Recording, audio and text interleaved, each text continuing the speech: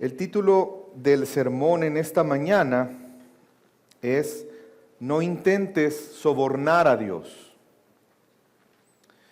Muchas veces perdemos el disfrutar de cosas valiosas porque nuestra atención está puesta en cosas que quizás no deberíamos de poner atención. Un hombre se sentó en una estación de metro en la ciudad de Washington y comenzó a tocar el violín. Era una mañana fría de enero. Tocó piezas de Bach aproximadamente durante 45 minutos. Y durante ese tiempo ya era un momento de una hora pico en la mañana y había muchas personas en los alrededores y pasaban. Se calcula que más o menos 1,100 personas cruzaron la estación en ese tiempo. La mayoría obviamente iba para su trabajo. 3 minutos pasaron cuando un hombre de mediana edad se dio cuenta de la música que estaba escuchando. Ralentiza un poco el paso para escuchar. Se detuvo por unos segundos, pero después siguió su camino porque probablemente iba tarde. Unos minutos después, el violinista recibió su primer dólar. Una señora tiró ese dólar y siguió caminando. Quizás quien prestó mayor atención fue un niño de 3 años, que mientras iba de la mano de su mamá, la cual iba apurada, se detuvo a escuchar al violinista. Pero su mamá lo jaló más fuerte y siguió caminando.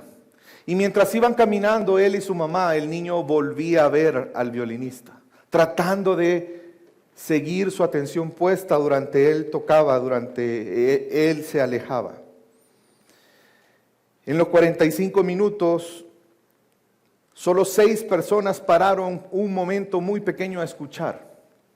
Muchos de ellos siguieron de largo y ni siquiera pusieron atención. 20 personas dieron dinero durante esos 45 minutos. Al terminar ese tiempo, el violinista tomó sus 32 dólares, dejó de tocar y entonces el silencio se ocupó del lugar y nadie se dio cuenta de lo que había pasado ahí. Nadie se dio cuenta que el violinista era Joshua Bell, uno de los mejores músicos y más talentosos músicos del mundo.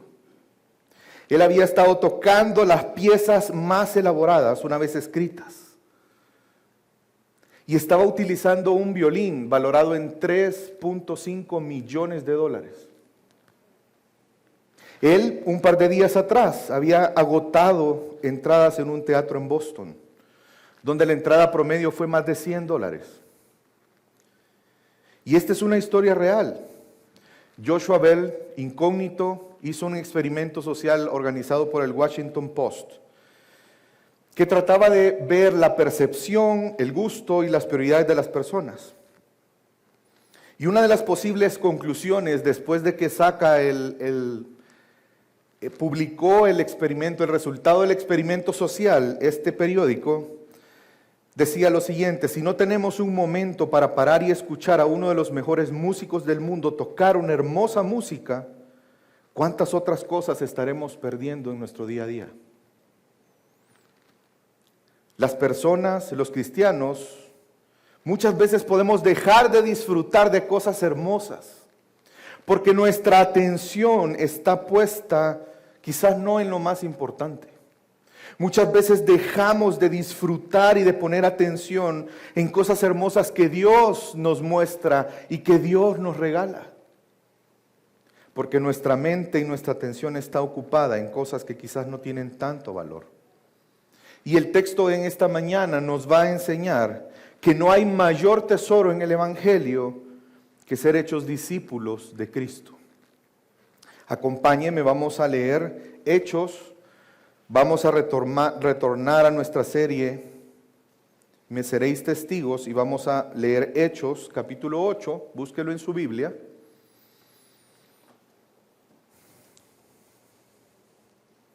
Vamos a leer del versículo 9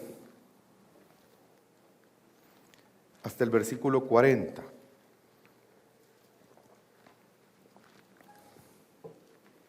¿Lo tenemos? Amén. Y cierto hombre llamado Simón, hacía tiempo que estaba ejerciendo la magia en la ciudad y asombrando a la gente de Samaria, pretendiendo ser un gran personaje. Y todos, desde el menor hasta el mayor, le prestaban atención diciendo: este es el que se llama el gran poder de Dios. Le prestaban atención porque por mucho tiempo les había asombrado por sus artes mágicas. Pero cuando creyeron a Felipe, que anunciaba las buenas nuevas del reino de Dios y del nombre de Cristo Jesús, se bautizaban tanto hombres como mujeres. Y aún Simón mismo creyó. Y después de bautizarse, continuó con Felipe y estaba atónito al ver las señales y grandes milagros que se hacían. Cuando los apóstoles que estaban en Jerusalén oyeron que en Samaria se había recibido la palabra de Dios, les enviaron a Pedro y a Juan, quienes descendieron y oraron por ellos para que recibieran el Espíritu Santo, pues todavía no habían descendido sobre ninguno de ellos, solo habían sido bautizados en el nombre del Señor Jesús. Entonces les imponían las manos y recibían el Espíritu Santo. Cuando Simón vio que el Espíritu se daba por la imposición de las manos de los apóstoles, les ofreció dinero diciendo: dadme también a mí esta autoridad, de manera que todo aquel sobre quien ponga mis manos reciba el Espíritu Santo. Entonces Pedro le dijo: que tu plata perezca contigo, porque pensaste que podías obtener el don de Dios con dinero. No tienes parte ni suerte en este asunto, porque tu corazón no es recto delante de Dios. Por tanto, arrepiéntete de esta tu maldad y ruega al Señor que, si es posible, se te perdone el intento de tu corazón, porque veo que estás en hiel de amargura y en cadena de iniquidad. Pero Simón respondió y dijo: rogad vosotros al Señor por mí, para que no me sobrevenga nada de lo que habéis dicho. Y ellos, después de haber testificado solemnemente y hablado la palabra del Señor, iniciaron el regreso a Jerusalén, anunciando el evangelio en muchas aldeas de los samaritanos. Y un ángel del Señor habló a Felipe diciendo: levántate y ve hacia el sur, el camino que desciende de Jerusalén a Gaza. Este es un camino desierto. Él se levantó y fue, y aquí había un eunuco etíope, alto oficial de Candace, reina de los etíopes, el cual estaba encargado de todos sus tesoros, y había venido a Jerusalén para adorar. Regresaba sentado en un carruaje y leía al profeta Isaías. Y el Espíritu dijo a Felipe: ve y júntate a ese carruaje. Cuando Felipe se acercó, corriendo, le oyó leer al profeta Isaías y le dijo: ¿entiendes lo que lees? Y él respondió: ¿cómo podré, a menos que alguien me guíe? E invitó a Felipe a que se subiera y se sentara junto a él. El pasaje de la Escritura que estaba leyendo era este: como oveja fue llevado al matadero, y como cordero, mudo delante del que lo trasquilaba, no abre él su boca. Y su humillación no se le hizo justicia. ¿Quién contará su transgresión? Porque su vida es quitada de la tierra. El eunuco responde a Felipe y dijo: te ruego que me digas, ¿de quién dice esto el profeta? ¿De sí mismo o de algún otro? Entonces Felipe abrió su boca y, comenzando desde esta escritura, le anunció el evangelio de Jesús. Yendo por el camino, llegaron a un lugar donde había agua, y el eunuco dijo: mira, agua, ¿qué impide que yo sea bautizado? Y Felipe dijo: si crees con todo tu corazón, puedes. Respondió él y dijo: creo que Jesucristo es el Hijo de Dios. Y mandó parar el carruaje. Ambos descendieron al agua, y Felipe y el eunuco lo bautizó. Al salir ellos del agua, el Espíritu del Señor arrebató a Felipe, y no lo vio más el eunuco, que continuó su camino gozoso. Mas Felipe se encontró en Azoto, y por donde pasaba anunciaba el evangelio en todas las ciudades, hasta que llegó a Cesarea. Si recordamos el contexto de esto, estamos ante el crecimiento de la iglesia. Si recordamos, habían 7 hombres que fueron elegidos para servir a las mesas de las viudas. Pero estos hombres los vemos que también estaban predicando el evangelio al igual que los apóstoles. Si recuerdan, veíamos a Esteban, el cual fue el primer mártir, y luego vemos ahora a Felipe. Vemos que el crecimiento era sinónimo de salud. La iglesia estaba creciendo en número, pero principalmente estaba creciendo espiritualmente en el cumplimiento de la misión que ellos tenían como iglesia. La persecución en Jerusalén, Dios obró para la expansión del evangelio, para que ésta llegara hasta Samaria. Si usted recuerda, había hostilidad, una tradición de más de 1000 años de la hostilidad entre los samaritanos y los judíos. Sin embargo, Dios estaba usando la persecución de la iglesia para que se cumpliera lo que Jesús les había dicho. Si usted recuerda, leímos en su momento en Hechos 1:8 que Jesús les dio un mandato. Y me seréis testigos. De hecho, de ahí surge el título de esta serie de Hechos. Y me seréis testigos en Jerusalén, Judea, Samaria y hasta los confines de la tierra. Y Dios estaba usando la persecución para que el evangelio llegara a esta ciudad de Samaria.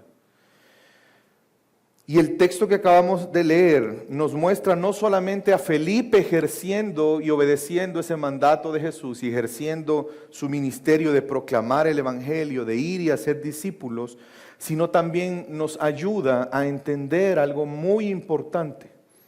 Y es que el valor del evangelio está en ser hechos discípulos de Cristo.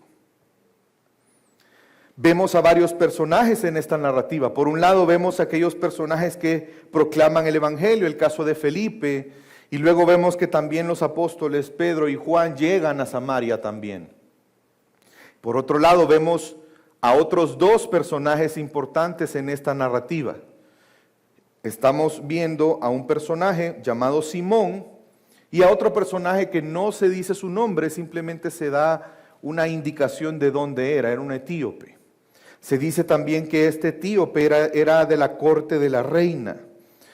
Candace no es un nombre propio, no vaya a pensar que la reina se llamaba así, sino que ese era un título.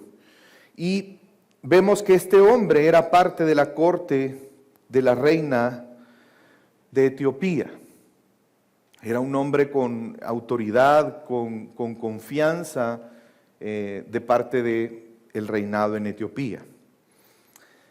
Y parecido a lo que leímos en la historia, o mencioné en la historia del metro de Washington, en esta experiencia o este experimento social, al parecer uno de estos personajes se perdió de lo más valioso que hay en el evangelio.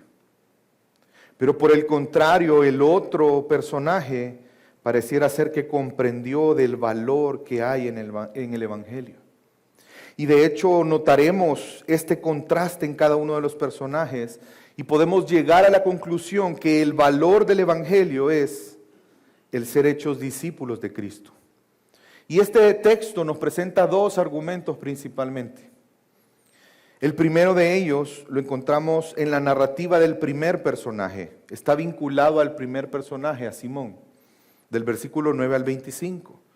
Y es que Dios no acepta sobornos para cumplir nuestros deseos pecaminosos por medio del evangelio.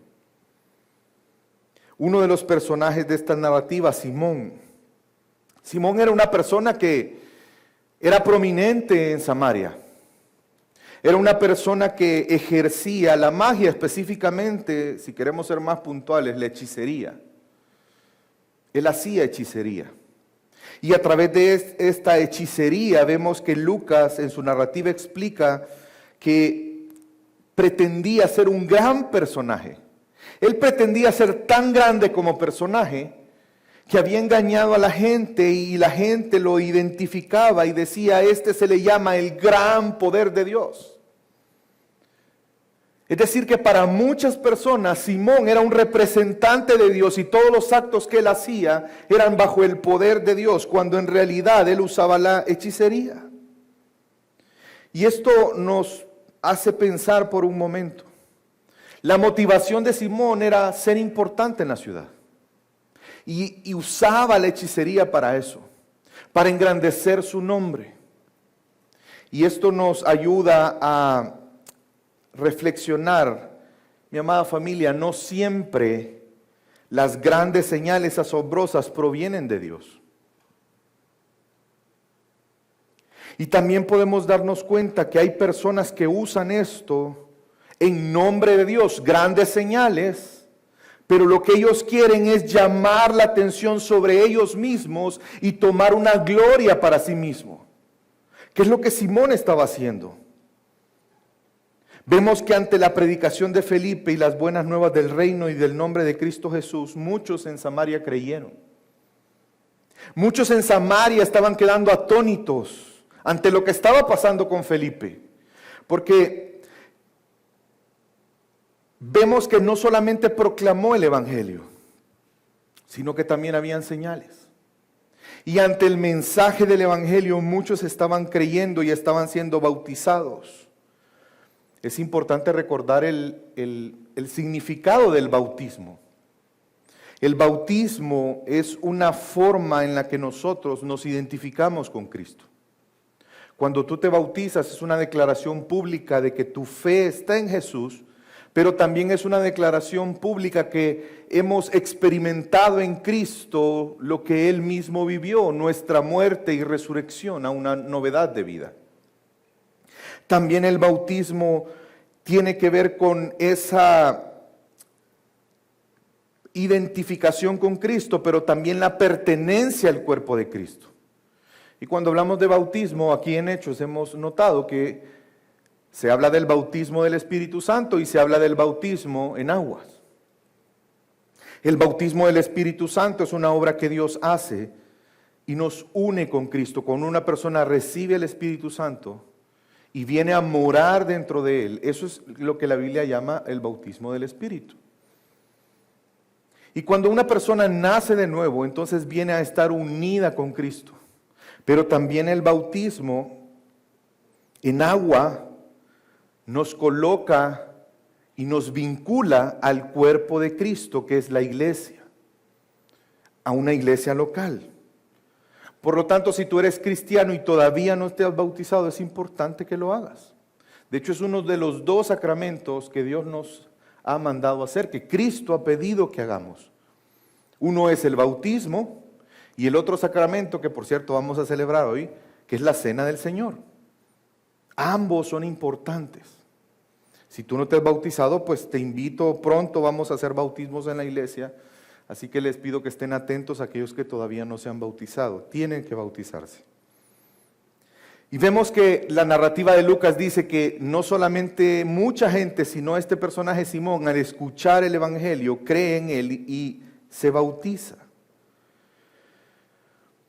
Y como obviamente una persona cuando cree en Jesús, pues nosotros pensamos que esa persona debe de haber cambiado sus expectativas.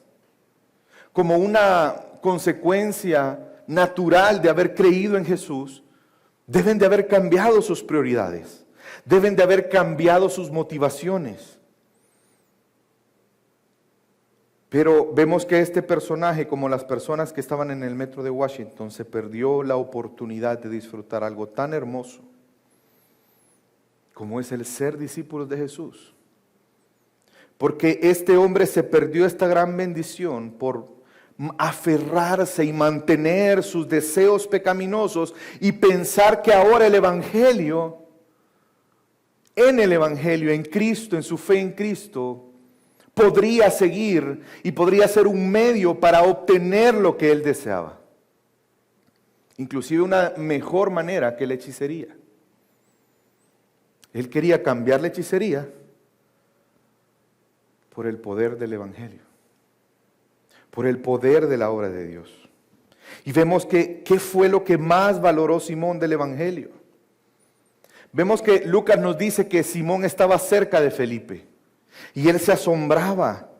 Pero la motivación para estar cerca de Felipe no era aprender más de la palabra, no era crecer en el conocimiento de Cristo, no era madurar, no era convertirse en un discípulo de Jesús, sino que su motivación era otra, y lo vemos en el versículo 13.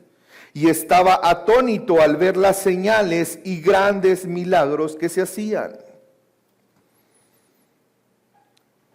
No solo los apóstoles hacían grandes milagros. Vemos a Felipe que si recordamos no es un apóstol, sino que es uno de los 7 que fueron escogidos para alimentar a las viudas. Porque lo importante no es la persona, no es que los apóstoles tuvieran un superpoder. Es que en el nacimiento de la iglesia, Dios acompañó a la proclamación del evangelio con grandes prodigios y milagros para que la gente tuviera testimonio que el mensaje que estaba siendo impartido venía de Dios. Y esto le llamó la atención a este personaje Simón. Vemos que llega a Samaria 2 de los apóstoles, Pedro y Juan. Y llegaron e impusieron manos en aquellos que habían creído y se habían bautizado porque todavía no habían recibido el Espíritu Santo. Y aquí quisiera hacer un pequeño paréntesis de aclaración. Como lo he dicho en muchas ocasiones, el libro de Hechos es un libro histórico, es una narrativa histórica, ¿sí? Por lo tanto, lo que está haciendo el autor, que es Lucas, es narrando acontecimientos particulares. No necesariamente todo lo que nosotros vemos en una narrativa histórica debemos de tomarlo como una práctica, porque pueden ser cosas que Dios hace en un momento específico para una situación en específico. Y le voy a poner un ejemplo, es como que nosotros dijéramos, bueno, Dios le dijo al pueblo que para entrar a Jericó tenía que dar 7 vueltas y tocar trompetas, ¿se recuerda? Entonces hoy cada vez que yo quiera conquistar algo tengo que dar 7 vueltas y tengo que sacar las trompetas. ¿Sería válido hacer eso? No, porque era algo que Dios le dijo a su pueblo en ese momento con una intención específica. De hecho, no vemos en otro momento de la historia que vuelva a ocurrir eso de nuevo. Y al parecer aquí estamos ante esa misma situación. De hecho, algunos en este texto es que, ya lo hablamos antes en otras predicaciones, que sacan la conclusión de que el creer en Jesús y el bautismo del Espíritu Santo son 2 momentos separados. Porque específicamente aquí vemos que se dio en 2 momentos.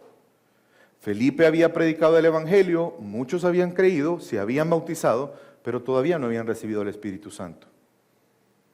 Sin embargo, si nosotros vemos todo el contexto, no solamente de Hechos, sino del Nuevo Testamento, nos vamos a dar cuenta que la norma es que eso sea algo en el mismo momento. De hecho, en Hechos 2 fue así, en Pentecostés fue así.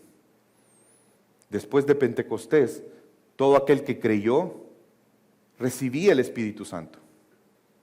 Pero aquí Dios es soberano y Él quiere hacer de esta otra manera. Probablemente Dios permitió que esto se diera para que el corazón de Simón fuera revelado.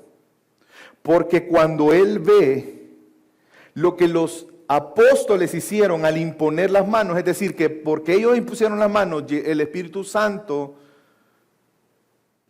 eran bautizados en el Espíritu Santo, él dijo, yo quiero eso. No, si esto está espectacular, la magia que yo hacía, esto se queda chiquito, yo quiero eso. Y llegó al punto de ofrecer dinero a los apóstoles. Versículo 19 diciendo, dadme también a mí esta autoridad, de manera que todo aquel quien ponga mis manos reciba el Espíritu Santo.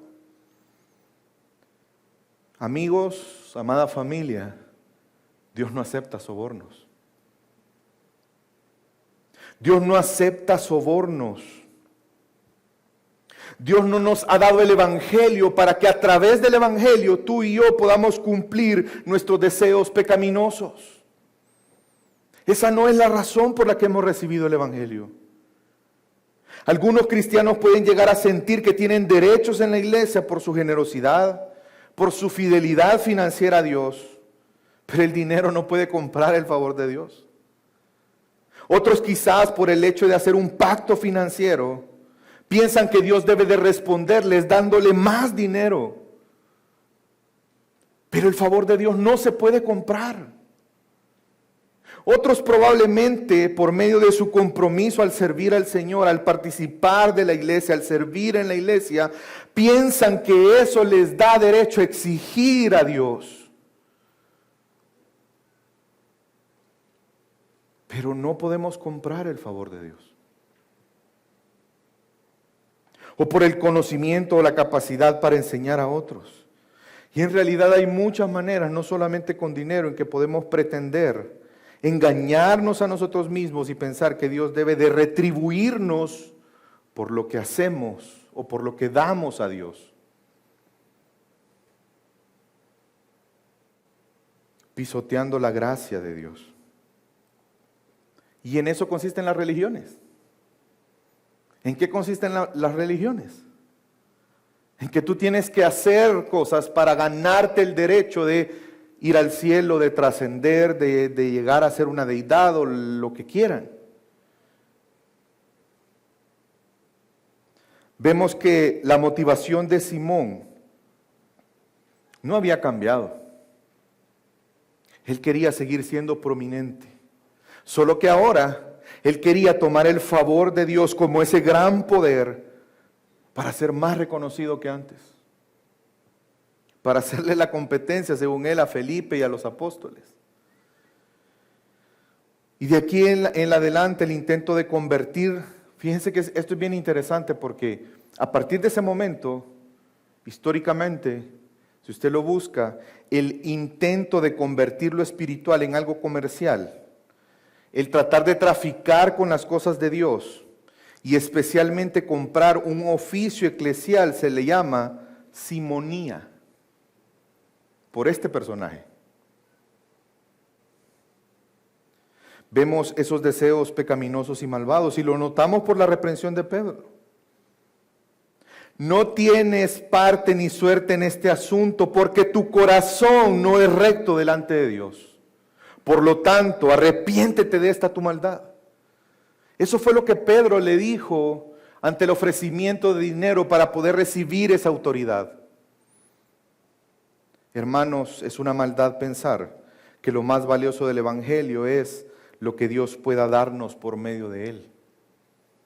Es una maldad tratar de utilizar el Evangelio para satisfacer nuestros deseos pecaminosos, como un instrumento de Dios para darnos lo que deseamos y que muchas veces son cosas pecaminosas. Pensar bajo la idea de la bondad de Dios y que bajo la idea de la bondad de Dios Él tiene que suplir nuestras expectativas pecaminosas de lo que es una bendición, eso es una maldad. Pensar que el Evangelio se nos fue dado para que tengamos una mejor vida, para que no hayan problemas en nuestra vida, para que tengamos bienestar, para que tengamos más bienes materiales, o inclusive ver el Evangelio simplemente como un boleto para entrar al cielo. Ver el Evangelio como un medio para que Dios cumpla nuestros deseos egoístas y pecaminosos es una expresión de un corazón pecaminoso y malvado que necesita arrepentirse. Porque el valor del Evangelio es que seamos hechos discípulos de Cristo. ¿Cuál era el problema de Simón? Versículo 23, porque veo que estás ahí en hiel y amargura, en cadena de iniquidad. Pero Simón respondió y dijo, rogad vosotros al Señor por mí, le está diciendo a Pedro y a Juan, para que no sobrevenga nada de lo que habéis dicho. ¿Le preocupaba su pecado? ¿Qué es lo que más le preocupaba? Una vez más su corazón egoísta. No le preocupaba haber ofendido a Dios. No mostró señales de arrepentimiento ni de contrición. La mayor preocupación de Simón no era haber ofendido a Dios, era que no le aconteciera nada malo. Y esto confirma una vez más el egoísmo y la maldad en él. Si alguien que está aquí no ha depositado su fe en Cristo y piensa que Dios te debe dejar entrar al cielo por tus buenas obras, por lo que tú has hecho, porque has sido un buen papá, has sido alguien que no ha matado a nadie, déjame decirte que necesitas arrepentirte. Porque nada puede comprar el favor de Dios. Es necesario que reconozcas tu necesidad de arrepentirte. Al igual que Simón, arrepiéntete de tu maldad y tu pecado. Reconoce que has ofendido a Dios, que has pecado en contra de Él. Hoy probablemente es ese día donde Dios te está llamando al arrepentimiento. Es necesario que reconozcas que solamente Jesús es el Hijo de Dios. Que reconozcas que solamente Él es el único medio para llegar al Padre. Que la gracia y el favor de Dios es imposible comprarlo o adquirirlo por nuestros propios medios. Solamente por la fe en Cristo Jesús. Es necesario reconocer que por su muerte y su resurrección, aquellos que creen en Él, sus pecados son perdonados y son reconciliados con Dios para tener paz con Él. Dios ha obrado el Evangelio porque Él quiere lograr algo para nosotros. Y este es el segundo argumento. Dios quiere que le conozcamos y seamos discípulos de Cristo por medio del Evangelio. Esa es la razón por la que Él ha dado el Evangelio. Y lo vemos en el caso del otro personaje, el etíope. Este personaje viene a ser un ejemplo de esta verdad, de cómo él sí observó y fue consciente de lo hermoso del Evangelio, es decir, el hecho de que el Evangelio nos conduce a ser discípulos de Cristo. Vemos que Dios por su Santo Espíritu guía a Felipe para que fuera a este lugar en particular, que se le acerque a este hombre, porque Dios tenía un propósito con él. Este hombre estaba leyendo al profeta Isaías, específicamente el capítulo 53 de Isaías.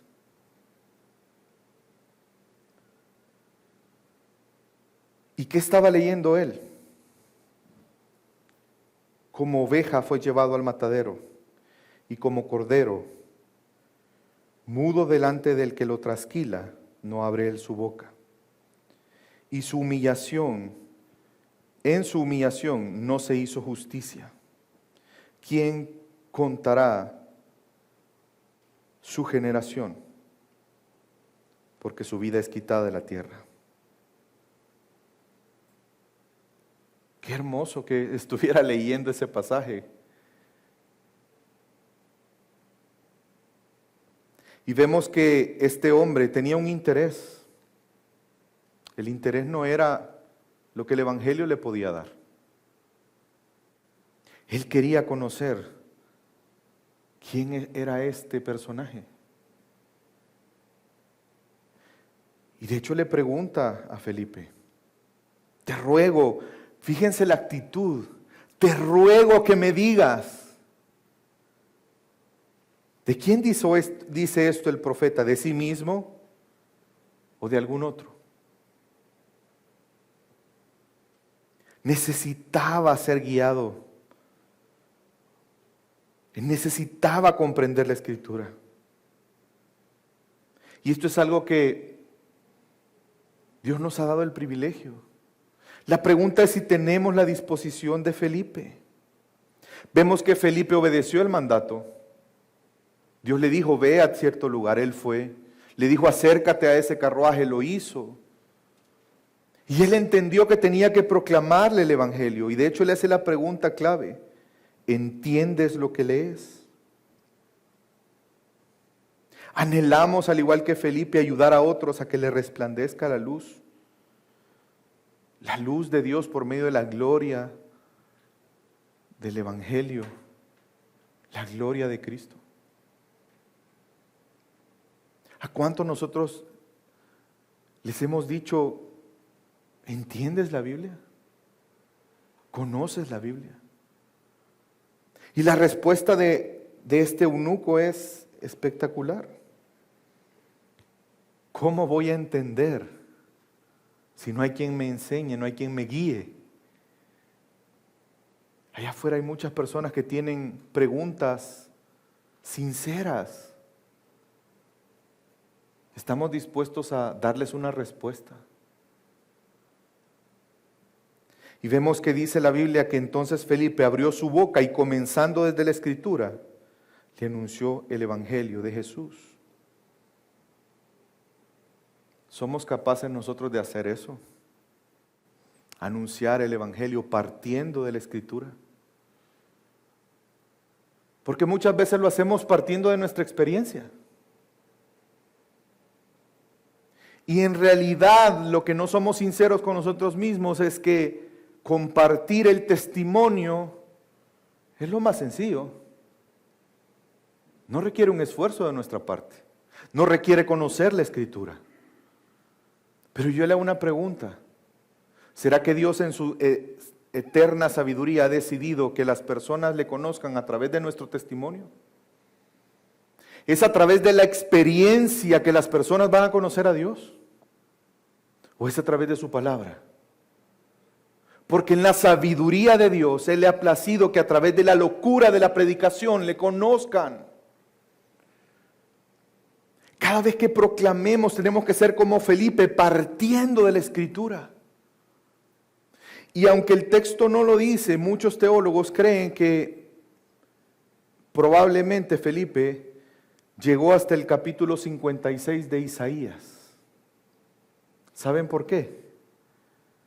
Si no recuerdo mal, está en el versículo 6 y 7. Ahí hay una promesa donde Dios habla que aún la gente, el eunuco etíope puede ser salvo por la fe. No es casualidad ese encuentro. Así como no es casualidad el encuentro que nosotros podemos tener con muchas personas. Felipe tomó no la actitud tan común de muchos cristianos hoy en día de decir, no, voy a hacerme amigo de esa persona y cuando sea amigo le voy a proclamar el Evangelio. Y lo invitamos a cenar, empezamos a salir, quiero escucharle, quiero entender sus necesidades. Hermano, su necesidad es conocer a Cristo. Él no necesita amigos. Para ese mayor problema que un ser humano tiene, el mayor problema que un ser humano tiene es el pecado. Y el pecado no se soluciona con amistad. El pecado se soluciona con amor. Y el amor implica hablar la verdad. Mostrar a quién es aquel que nos amó. Él fue obediente, predicó el Evangelio. Y esta misma actitud tuvieron los apóstoles Pedro y Juan. No sé si usted lo notó, tanto al final de la historia de Simón como al final de la historia del etíope. Ambas historias hablan que tanto Felipe como Pedro y Juan, en el camino de regreso donde iban, ellos siguieron proclamando el Evangelio. Imagínense si dijeran, no, vamos a hacernos amigos primero. Híjole, se tardarían 10 años en llegar de una ciudad a otra. ¿Tú no te has puesto a pensar que quizás Dios te da la oportunidad de hablar con alguien una vez? Y tú no sabes si esa persona el día de mañana va a morir. Y tienes la oportunidad de que su vida sea transformada, así como nuestra vida ha sido transformada.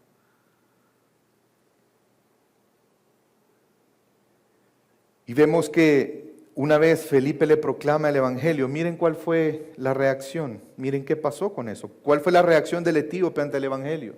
La reacción de Simón fue, yo quiero eso. ¿Cuánto me cuesta? Voy a comprar ese favor. ¿Cuál fue la reacción del etíope? Versículo 36. De una forma inmediata le dice a Felipe, ¿qué impide que yo sea bautizado? Y Felipe le dice, si crees con todo tu corazón, puedes. Respondió él y dijo, creo que Jesús es el Hijo de Dios. Y mandó a parar el carruaje. Ambos descendieron al agua, y Felipe y el eunuco. Y Felipe bautiza al eunuco. Recordemos lo que implica el bautismo. Él se estaba identificando con Cristo. Él estaba reconociendo públicamente quién era Jesús. Jesús es el Hijo de Dios. Él es Señor, Él es nuestro Salvador. Y esa es la razón por la que Dios nos ha dado el Evangelio. Para que seamos discípulos de Jesús. Vemos que Él toma la iniciativa para identificarse como un discípulo. Él logró ver el tesoro que es ser un discípulo de Jesús. El tener comunión con nuestro Maestro. El conocerle. ¿Estamos valorando el Evangelio por el hecho de ser discípulos de Jesús? ¿O estamos valorando el Evangelio como un medio para obtener y satisfacer nuestros deseos pecaminosos? ¿Estamos disfrutando de ser discípulos de Jesús? ¿Por qué nos reunimos hoy? ¿Por qué nos reunimos los días domingos? A adorar a nuestro Dios. Pero también nos reunimos como un solo cuerpo porque somos de Cristo. Somos su cuerpo, la iglesia, el cuerpo de Cristo. ¿Estamos disfrutando eso? ¿Estamos disfrutando, somos conscientes de esto al estar en el servicio? ¿Disfrutas de la adoración que expresamos al cantar a nuestro Dios? La adoración que expresamos al escuchar atentamente la palabra de Dios para conocerle más. La adoración que hay en ofrendar a nuestro Dios. La adoración que hay en los momentos de oración durante el servicio. O lo que vamos a hacer ahora, celebrar la cena del Señor. ¿Estás disfrutando de ser discípulo de Jesús con alegría en tu corazón al ejercitar los hábitos de piedad? El orar diariamente, el leer y estudiar formalmente la palabra de Dios, el servir, el congregarte, el discipularte. Recuerde, mi amada familia, el valor del Evangelio es ser hechos discípulos de Cristo. Alguien podría preguntar ¿por qué? ¿Por qué vemos ese contraste donde se nos muestra una persona que valoró el Evangelio por razones equivocadas y una persona que valoró correctamente el Evangelio? Simón no reconoció que la admiración de los hombres es algo pasajero y vano. No reconoció que la búsqueda de poder que él tenía en su corazón, ese anhelo, es algo pasajero y vano. El querer tener muchos bienes que vienen de un corazón codicioso es algo pasajero y vano. No estoy diciendo que todos vamos a hacer votos de pobreza. Lo que estoy diciendo es que el trono en nuestro corazón no puede estar en las riquezas. No puede estar en el deseo del poder. No puede estar en el deseo del bienestar. Como este mundo nos lo presenta. Dios nos ha dado algo más grande que todas estas cosas a través del Evangelio. Cosas vanas como el poder, el dinero, la felicidad temporal. ¿Sabe qué Dios nos ha dado a través del Evangelio? A Cristo. Y no hay nada más valioso que eso.